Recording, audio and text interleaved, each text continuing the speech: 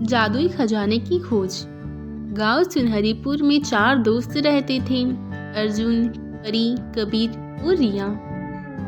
वे बहुत जिज्ञासु और बहादुर थे, हमेशा नई चीजों को खोजने और रोमांचक खेल खेलने के लिए जाने जाते थे। गांव के बुजुर्ग अक्सर एक रहस्यमय खजाने की कहानी सुनाया करते थे, जो सदियों से किसी ने नहीं खोजा था। कहा जाता था कि यह खजाना जादुई था और इसे पाने वाला कोई भी इंसान अपनी हर इच्छा पूरी कर सकता था। लेकिन इसे पाने के लिए सच्चाई, साहस और एकता की परीक्षा पास करनी होती थी। एक दिन जब चारों दोस्त गांव के पुराने पुस्तकालय में खेल रहे थे, तो उन्हें एक धूल भरी पुरानी किताब मिली। किताब के आखिरी पन्ने पर एक प्राचीन नक्शा बना हुआ था, जिसमें गांव के पास के काले जंगल की ओर इशारा किया गया था। क्या हमें इस रोमांचक सफर पर निकलना चाहिए? अर्जुन ने जोश से कहा। बिल्कुल, यह हमारी जिंदगी का सबसे बड़ा एडवेंचर होगा, परी ने उत्साह से कहा। अगली सुबह चारों दोस्त निकल गए। खजाने की खोज शुरू। वे गांव से निकलकर जंगल की ओर बढ़ने लगे।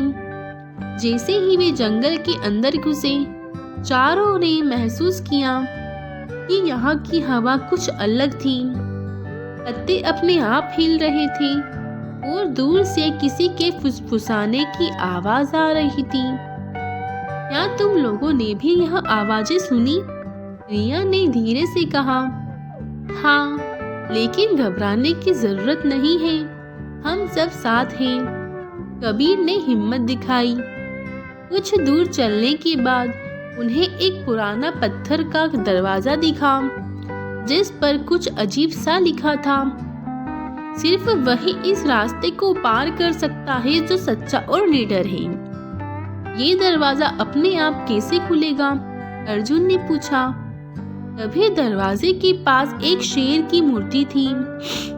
कबीर ने हिम्मत करके उसे खींचा और अचानक वह खुल गया। चारों दोस्त चौकन्ने होकर अंदर घुसे और असली रोमांच की शुरुआत हुई। पहली चुनौती, रहस्यमय गुफा और पहेली। जंगल के बीच में एक बड़ी पत्थर की गुफा थी।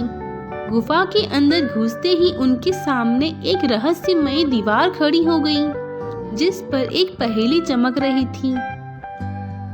जिसके पास जितना होता है उतना ही बढ़ता है। ये क्या हो सकता है? परी सोचने लगी। शायद पैसा, कबीर ने अनुमान लगाया। नहीं, यह कुछ और है, अर्जुन ने कहा। रिया को अचानक याद आया, यह तो ज्ञान है। जितना ज्यादा ज्ञान बांटते हैं उतना ही बढ़ता है। जैसे ही रिया ने जवाब दिया, दीवार अपने आप खिसक कर रास्ता खोलने लगी। वाह, यह तो जादुई गुफा है, कबीर ने कहा। दूसरी चुनौती, जादुई पुल। अब चारों दोस्त एक गहरी खाई के सामने खड़े थे।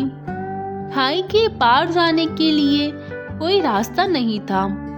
अचानक हवा में एक अदृश्य पुल दिखाई दिया, लेकिन वह बहुत कमजोर और पारदर्शी लग रहा था।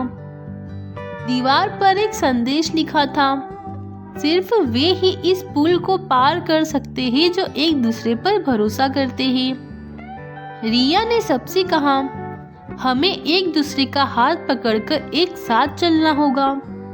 चारों ने जैसे ही हाथ मिलाए, जादुई पुल मजबूत और चमकदार हो गया और वे आराम से खाई पर गिर गए। तीसरी चुनौती, जिंदा मूर्तियां। अब वे एक विशाल कक्ष में पहुंची, जहां पत्थर की कई मूर्तियां खड़ी थी। जैसे ही उन्होंने कदम बढ़ाया, अचानक कुछ मूर्तियां जिंदा हो गई और रास्ता रोक लिया। एक मूर्ति गरजते हुए बोली, अगर खजाना चाहिए तो हमें यह बताओ कि असली शक्ति किसमें होती है। कबीर मुस्कुराया। और बोला, एकता में जब हम साथ होते हैं तो कोई भी हमें हरा नहीं सकता।